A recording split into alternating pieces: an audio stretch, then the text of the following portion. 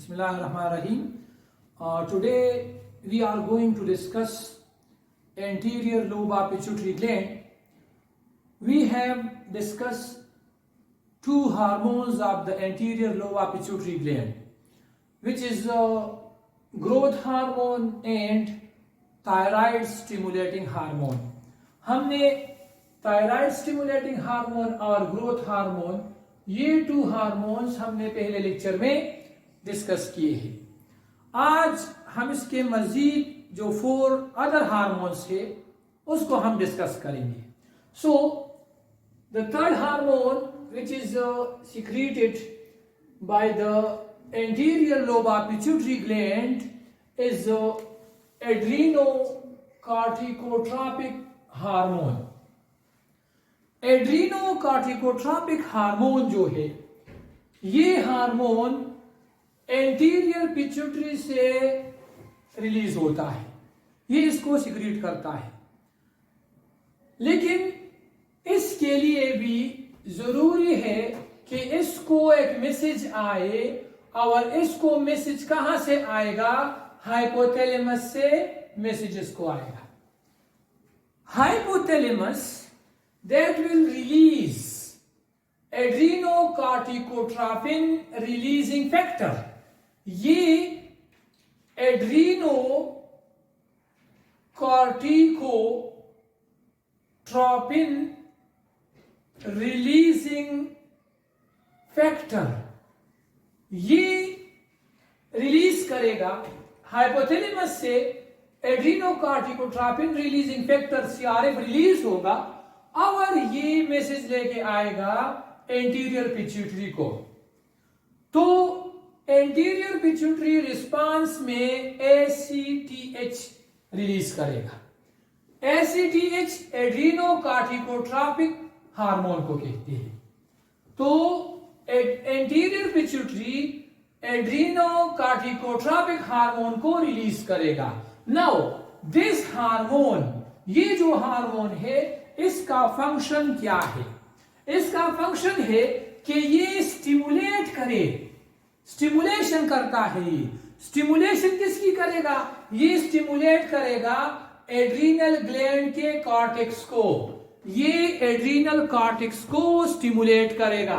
तो जब ये एड्रीनल कॉर्टेक्स को स्टिमुलेट करेगा तो इसके स्टिमुलेशन के नतीजे में एड्रीनल कॉर्टेक्स ग्लूकोकॉर्टिकॉइड्स और एंड्रोजन रिलीज करेगा, जिसके अपने अपने फंक्शंस जो है वो हम आगे नेक्स्ट जो इसके ग्लैंड्स है उसमें डिस्कस करेंगे. सो मैकेनिज्म इसका जो पाथवे है वो क्या है कि हाइपोथैलेमस रिलीज करेगा सीआरएफ एड्रीनोकॉर्टिकोट्रोपिन रिलीजिंग फैक्टर. ये सीआरएफ एंटीरियर पिट्यूटरी को स्टिमुलेट करेगा. तो एंटीरियर पिट्यूटरी इसके रिस्पांस में एसीटीएच एड्रीनोकॉर्टिकोट्रोपिक हार्मोन रिलीज करेगा और ये एसीटीएच फिर आगे स्टिमुलेट करेगा मजीद दूसरे ग्लैंड को, एड्रीनल कॉर्टेक्स को, जो एड्रीनल ग्लैंड का हिस्सा है. तो एड्रीनल कॉर्टेक्स को जब ये स्टिमुलेट करेगा तो एड्रीनल कॉर्टेक्स ग्लूकोकॉर्टिकॉइड्स और एंड्रोजन को रिलीज करेगा. Next to fourth one, that is the follicle stimulating hormone, FSH. Follicle stimulating hormone. Follicle stimulating hormone इसकी रिलीज किस तरह होगी? That is also released by the anterior lobe of pituitary gland. ये भी anterior lobe of pituitary gland से secrete होता है. और किस तरह ये सिक्रीट होगा, ये किस तरह रिलीज होगा कि एंटीरियर पिट्यूटरी को अगेन हाइपोथैलेमस से एक मैसेज आएगा और वो मैसेज किस शक्ल में होगा कि हाइपोथैलेमस ये गोनेडोट्रोपिन रिलीजिंग हार्मोन रिलीज करता है, जीएनआरएच, गोनेडोट्रोपिन रिलीजिंग हार्मोन. तो ये जीएनआरएच जो है ये स्टिमुलेट करेगा एंटीरियर पिट्यूटरी को कि वो सिक्रीट करे फॉलिकल स्टिमुलेटिंग हार्मोन. तो जब फॉलिकल स्टिमुलेटिंग हार्मोन यहां से रिलीज होगा तो ये फॉलिकल स्टिमुलेटिंग हार्मोन फिर आगे जाकर क्या करेगा? ये अगर फीमेल कंडीशन है, अगर फीमेल में है, तो फीमेल्स में ये मैच्योरेशन करता है ओवरियन फॉलिकल्स की। ओवरी में जो फॉलिकल्स होते हैं ये उसकी मैच्योरेशन करता है। सो नेक्स्ट ये क्या करेगा, एस्ट्रोजन के रिलीज में भी ये हेल्प करता है। मतलब ये है कि फीमेल में एफएसएच क्या करेगा, ये मैच्योरेशन करेगा ओवरियन फॉलिकल्स की, जिसके अंदर एक पड़ा होता है, और एस्ट्रोजन रिलीज करेगा। So that is in case of the females. And in case of the mails this FSH stimulate, ये स्टिमुलेशन करेगा किसकी, ये स्टिमुलेट करेगा डेवलपमेंट ऑफ जर्मिनल एपिथेलियम। ये जर्मिनल एपिथेलियम जो टेस्टिस के होते हैं ये उसको डेवलप करेगा, उसकी स्टिमुलेशन करेगा डेवलपमेंट की। ये स्टिमुलेट करेगा कि एपिथेलियल जो जर्मिनल एपिथेलियम है ये उसकी डेवलपमेंट करे और स्पर्म प्रोडक्शन करे। तो स्पर्म प्रोडक्शन की स्टिमुलेशन कहां से होगी, स्पर्म प्रोडक्शन की स्टिमुलेशन एफएसएच करता है। So that is in case of male. In case of females ये मैच्योरेशन ऑफ ओवरियन फॉलिकल करता है और एस्ट्रोजन के रिलीज को ये स्टिमुलेट करता है। हम एफएसएच का ये जो डिटेल है कि ओवरियन फॉलिकल्स किस तरह मैच्योर होते हैं, ये कहां पर होते हैं और आगे इसके फंक्शंस क्या है, इसके साथ होता क्या है, इसको हम आगे लेक्चर में डिस्कस करेंगे। नेक्स्ट हार्मोन जो है वो ल्यूटिनाइजिंग हार्मोन है। ल्यूटिनाइजेशन करता है। So luteinizing hormone that is also called LH hormone. Luteinizing hormone that is also a gonadotrope, ये भी एक गोनेडोट्रॉप है। अगेन हाइपोथैलेमस से हार्मोन रिलीज होगा जिसका नाम है GnRH, गोनेडोट्रोपिन रिलीजिंग हार्मोन। और ये gonadotropin releasing hormone anterior lobe of pituitary gland को स्टिमुलेट करेगा कि वो सीक्रीट करे, वो रिलीज करे LH को, ल्यूटिनाइजिंग हार्मोन को। तो ल्यूटिनाइजिंग हार्मोन जब anterior lobe of pituitary gland से रिलीज होता है तो इसके रिलीज के लिए भी हाइपोथैलेमस से एक मैसेज आता है। हाइपोथैलेमस GnRH को रिलीज करेगा, वो GnRH एंटीरियर पिट्यूटरी के पास आएगा और एंटीरियर पिट्यूटरी उसके बाद LH रिलीज करेगा। तो LH का फिर फंक्शन मेल में क्या है और LH का फंक्शन फीमेल्स में क्या है। In case of females it is responsible for ovulation, ये ओव्यूलेशन करता है। It stimulate ovulation, the release of egg from the ovary. ये ओवरी से रिलीज करता है एग को, ओव्यूलेशन करता है। So let's suppose that is the, ये जो मैच्योर फॉलिकल है जिसके अंदर एग पड़ा है, दिस इज मैच्योर फॉलिकल, जो मैच्योरेशन हुई है फॉलिकल्स की। मैच्योर फॉलिकल्स इस पर ये एक्ट करता है और इसको ब्रेक करके इससे एक को रिलीज करेगा। So that process is called ovulation. इस प्रोसेस को ओव्यूलेशन कहते हैं। So it is also responsible for estrogen and progesterone secretion. ये एस्ट्रोजन और प्रोजेस्टेरोन रिलीज को भी स्टिमुलेट करता है। एंड नेक्स्ट फंक्शन जो इसका है वो ल्यूटिनाइजेशन का है। ल्यूटिनाइजेशन क्या है, ये जो रप्चर्ड फॉलिकल है, that egg has been come out from it, that is ovulation। अब ये जो रप्चर्ड फॉलिकल है, रप्चर्ड फॉलिकल ये इसको रीअरेंज करके इससे एक और स्ट्रक्चर बनाता है, इसको कार्पस ल्यूटियम कहते हैं। कार्पस ल्यूटियम, और कार्पस ल्यूटियम का फॉर्मेशन की वजह से इस प्रोसेस को ल्यूटिनाइजेशन कहते हैं। Luteinization is the formation of corpus luteum. और इसी हार्मोन का ये फंक्शन है, ल्यूटिनाइजिंग हार्मोन का, कि जब कार्पस ल्यूटियम बने तो ये कार्पस ल्यूटियम इस स्ट्रक्चर को मेंटेन करना भी LH का काम होता है। इसको हम आगे पढ़ेंगे भी, मेंस्ट्रुअल साइकिल में भी इसके जो स्टेजेस है कि ये किस तरह एक्ट करता है, ये स्ट्रक्चर बनता किस तरह है, ये जो एग रिलीज होता है कौन सा स्टेज होता है, एक का एक्चुअली प्राइमरी है, सेकेंडरी साइड है, ये रिलीज होता है, उसको हम आगे पढ़ेंगे। लेकिन यहां पर आप इतना अंडरस्टैंड कर ले कि जब भी फॉलिकल सेल्स मैच्योर होते हैं तो मैच्योर्ड फॉलिकल सेल्स को ग्रेफिन फॉलिकल्स कहा जाता है। तो ये मैच्योर्ड फॉलिकल्स जो थे ये ग्रेफिन फॉलिकल्स है। ग्रेफिन फॉलिकल्स इस स्ट्रक्चर की रप्चरिंग किसने की? ल्यूटिनाइजिंग हार्मोन ने इसको स्टिमुलेट किया कि इसकी रप्चरिंग करे। जब इससे एक रिलीज हो गया, अगेन इस स्ट्रक्चर को, ये जो रप्चर्ड ग्रेफिन फॉलिकल है, ग्रेफिन फॉलिकल जो रप्चर्ड हुआ होता है, इसको वापस रीअरेंज करके इससे ये जो स्ट्रक्चर बनाया, ये किसने बनाया? ल्यूटिनाइजिंग हार्मोन ने बनाया। इस स्ट्रक्चर को क्या कहते हैं? इसको कार्पस ल्यूटियम कहते हैं। कार्पस ल्यूटियम की मेंटेनेंस कौन करेगा? यही ल्यूटिनाइजिंग हार्मोन करेगा। किस स्टेज में इसकी मेंटेनेंस करता है? ये प्रेगनेंसी के दौरान इसकी मेंटेनेंस होती है। So that is by the luteinizing hormone. In case of males इस ल्यूटिनाइजिंग हार्मोन को इंटरस्टिशियल सेल स्टिमुलेटिंग हार्मोन भी कहा जाता है और ये प्रमोट करता है टेस्टोस्टेरोन फॉर्मेशन को, टेस्टोस्टेरोन प्रोडक्शन को। कहां पर? Interstitial cells of the testis में। टेस्टिस के जो इंटरस्टिशियल सेल्स होते हैं वहां पर ये टेस्टोस्टेरोन प्रोडक्शन को प्रमोट करता है। ये किस में करता है? ये मेल में करता है। एलएच को, ल्यूटिनाइजिंग हार्मोन को मेल में इंटरस्टिशियल सेल स्टिमुलेटिंग हार्मोन भी कहा जाता है।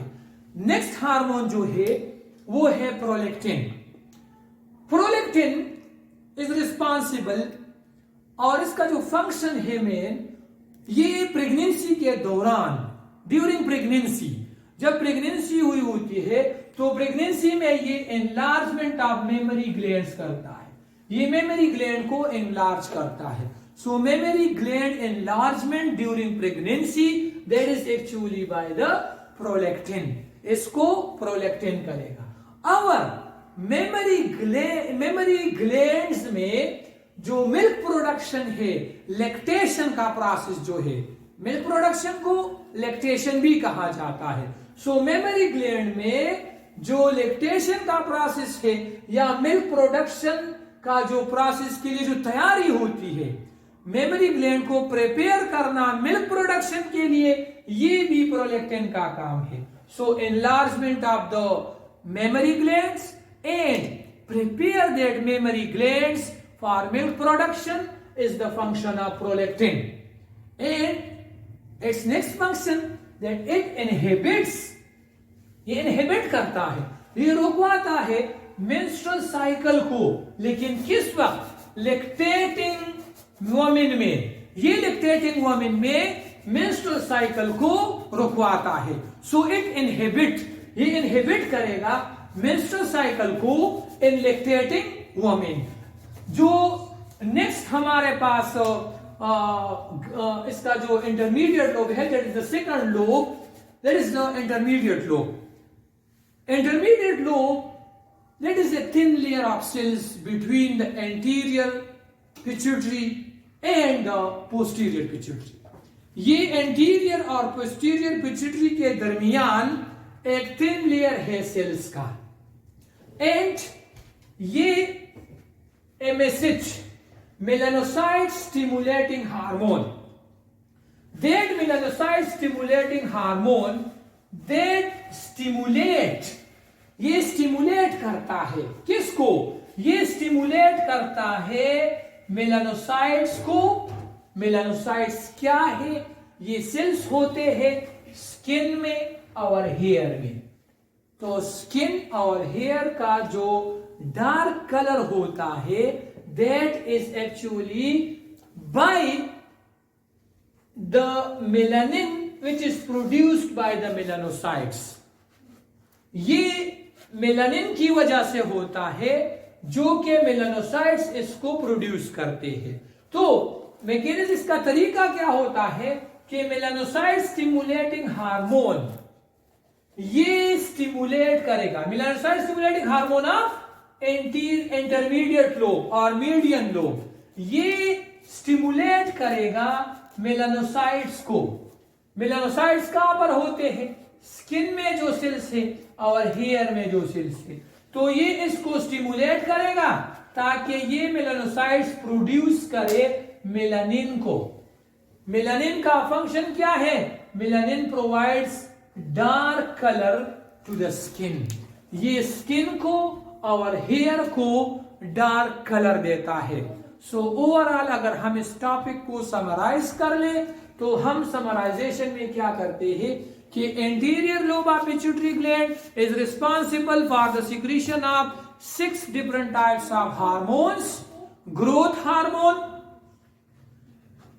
thyroid stimulating hormone, and adrenocorticotropic hormone. Fourth one is follicle stimulating hormone. Fifth one is luteinizing hormone, and sixth one is prolactin. Whereas the intermediate lobe of the pituitary gland that is responsible to secrete MSH, melanocyte stimulating hormone, जो कि stimulate करता है melanocytes को, ये produce करते हैं melanin को, melanin पर डार्क कलर देता है स्किन और हेयर को. सो that is the overall summary of the anterior and median lobe of the pituitary gland. Now after median lobe of the pituitary gland, we will discuss the posterior lobe of pituitary gland. Posterior lobe of pituitary gland that is responsible for the storage of two hormones. Pituitary gland two hormones को store करता है. एक ADH है, anti diuretic hormone है, और दूसरा oxytocin है. ये टू हार्मोन्स है जिसको posterior lobe of the pituitary gland ये इसको स्टोर करता है. नाउ हाउ और from where oxytocin and ADH that is anti diuretic hormone that will be released. ये कहां से रिलीज होगा? जो हाइपोथैलेमस है, hypothalamus that is a having neurosecretory cells. इस हाइपोथैलेमस में सेल्स होते हैं जिनको हम न्यूरोसेक्रेटरी सेल्स कहते हैं. ये न्यूरोसेक्रेटरी सेल्स जो होते हैं ये रिस्पॉन्सिबल होते हैं कि ये न्यूरो हार्मोन्स को रिलीज करें. Now the hypothalamus that is having neurosecretory cells, these cells produce and release hormones. ये cells produce भी करते हैं हार्मोन्स को और secrete भी करते हैं हार्मोन्स को. तो वो हार्मोन्स जो हाइपोथैलेमस से या हाइपोथैलेमस के न्यूरोसेक्रेटरी सेल्स से रिलीज होते हैं उनको न्यूरो हार्मोन्स कहा जाता है. और ये न्यूरो हार्मोन्स जो है ये फिर आगे जाकर स्टोर्ड होते हैं posterior lobe of the pituitary gland में. सो जो न्यूरो हार्मोन्स है वो हमारे पास दो तरह के हैं. एडीएच है, एंटी डायूरेटिक हार्मोन है, और ऑक्सीटोसिन है. ये टू हार्मोन्स सिक्रीट होंगे हाइपोथैलेमस से, हाइपोथैलेमस के न्यूरोसेक्रेटरी सेल से, और ये फिर आगे जाकर स्टोर होंगे posterior lobe of the pituitary gland में. Now what are the functions of the ADH and oxytocin? इन दोनों का फंक्शन क्या है? Anti diuretic hormone diuresis, anti against diuretic. Diuresis. What is diuresis? Diuresis means urine production. Anti-diuresis, anti-diuretic, against urine formation.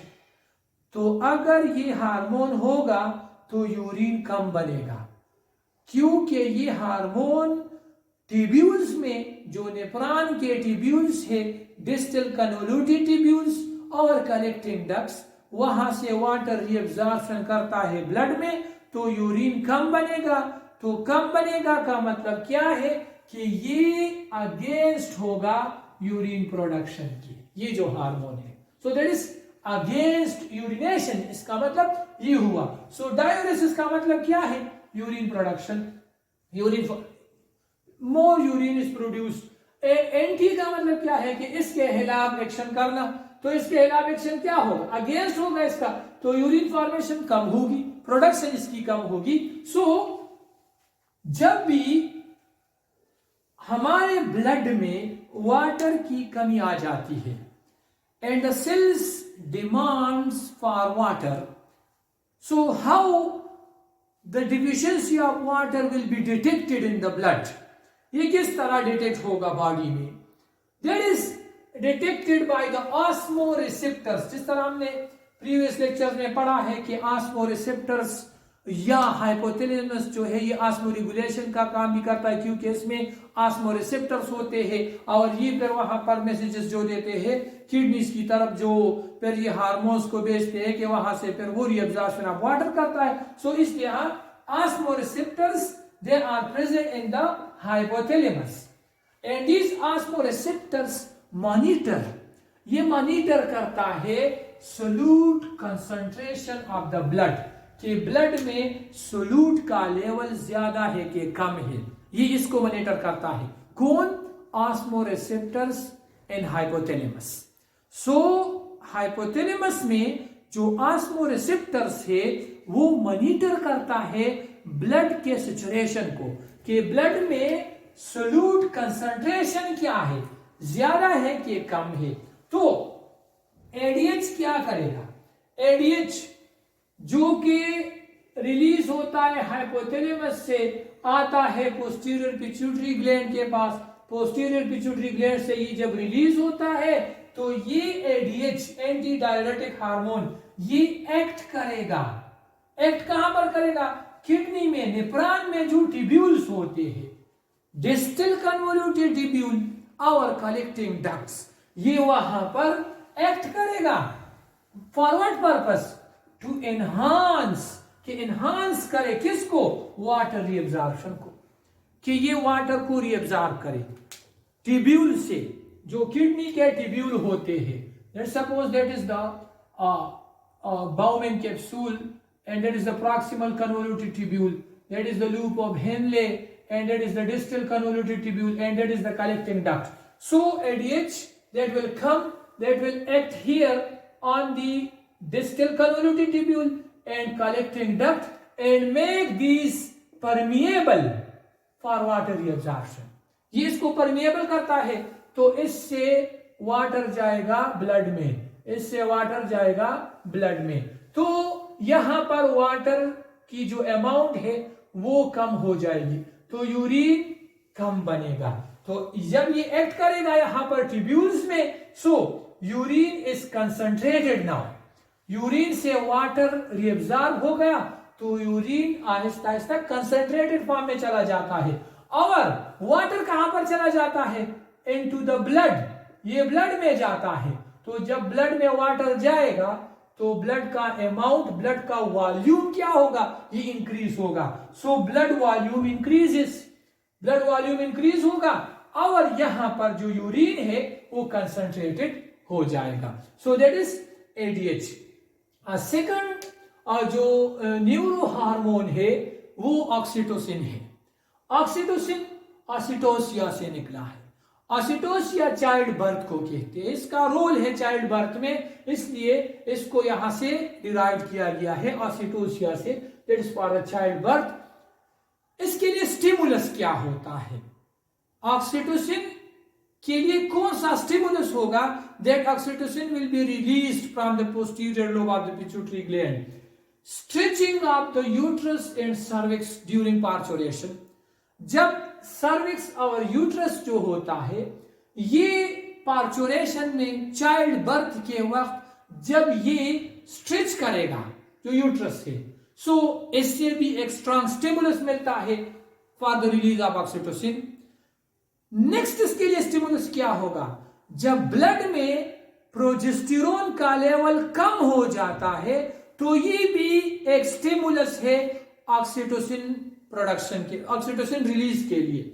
So low progesterone level, किस वक्त progesterone का level कम होगा, जब वो प्रेगनेंसी का लास्ट स्टेज होता है, चाइल्ड बर्थ पार्चुरेशन का टाइम होता है, उस वक्त प्रोजेस्टेरोन का लेवल कम होता है। ये भी जो रिलीज है ऑक्सीटोसिन का, इसके लिए एक्स्ट्रा स्टिमुलस है।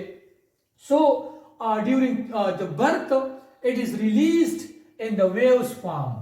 जब भी चाइल्ड बर्थ होता है तो ये ऑक्सीटोसिन ये वेव्स की शक्ल में रिलीज होता है। तो वेव्स की शक्ल में ये क्या करता है, ये लेबर कंट्रैक्शन करता है। लेबर कंट्रैक्शन करेगा, वक्फे वक्फे से लेबर कंट्रैक्शन होती है and that results in the child birth. तो ये जो कंट्रैक्शन होती है वेव्स की शक्ल में, वेव्स की शक्ल में कंट्रैक्शन होगी, वेव्स की शक्ल में ये आएगा भी, तो स्टेप बाय स्टेप कंट्रैक्शन होगी, कंट्रैक्शन के नतीजे में चाइल्ड बर्थ या पार्चुरेशन होता है। So that is for the child birth. ये तो चाइल्ड बर्थ के लिए है।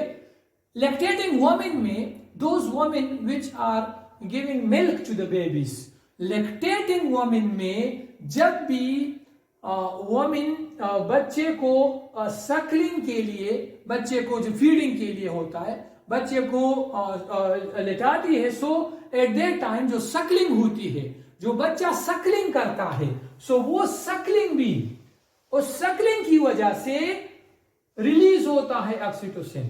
वो सकलिंग काज करता है ऑक्सीटोसिन रिलीज को।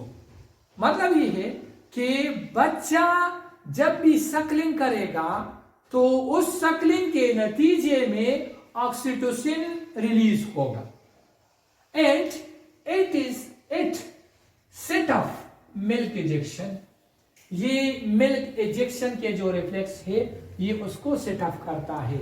सो अगर हम ये कहें, ओवरऑल समरी में हम चले जाए, तो ओवरऑल हम ये समराइज कर सकते हैं कि ऑक्सीटोसिन और एंटी डायरेटिक हार्मोन ये प्रोड्यूस होता है हाइपोथैलेमस में, वहां पर न्यूरोसिक्रेटरी सेल्स होते हैं, वहां से ये आएंगे posterior lobe of the pituitary gland में। Posterior lobe of pituitary gland में जब आते हैं तो यहां से फिर ये यहां पर स्टोर होके यहां से फिर रिलीज होंगे जरूरत के मुताबिक। तो एडीएच का मेन फंक्शन क्या है कि ये वाटर रीएब्जॉर्प्शन करता है, स्टिमुलेट करता है वाटर रीएब्जॉर्प्शन को ट्यूब्यूल्स में, so the volume of the blood will be increased and the urine will be concentrated. Oxytocin जो है ये चाइल्ड बर्थ में हेल्प करता है। जो contraction of the uterine muscles होते हैं, स्ट्रेचिंग ऑफ द यूट्रस होता है, वो एक स्ट्रॉन्ग स्टिमुलस है इसके रिलीज के लिए। लो प्रोजेस्टेरोन लेवल भी इसके लिए एक स्ट्रॉन्ग स्टिमुलस है and also during birth it is release in the form of waves, so it results in the labour contraction. ये लेबर कंट्रैक्शन भी करता है। जो लैक्टेटिंग वुमेन होते हैं, जो बच्चों को दूध पिलाती है जो वुमेन्स, तो उसमें जब भी बच्चा सकलिंग करता है मेमोरी ग्लैंड्स को, जो निपल्स होते हैं उसको जो सकलिंग करते हैं, तो that results in the release of the oxytocin and that is it set up the milk ejection reflexes. So that is overall about the different lobes of the pituitary gland. That anterior lobe responsible for 6 different types of hormone secretion, median lobe responsible for the release of melanocyte stimulating hormone, posterior lobe responsible for the storage of the antidiuretic hormone and oxytocin. So inshallah in next lecture we will discuss the next gland, endocrine gland. Okay, thank you.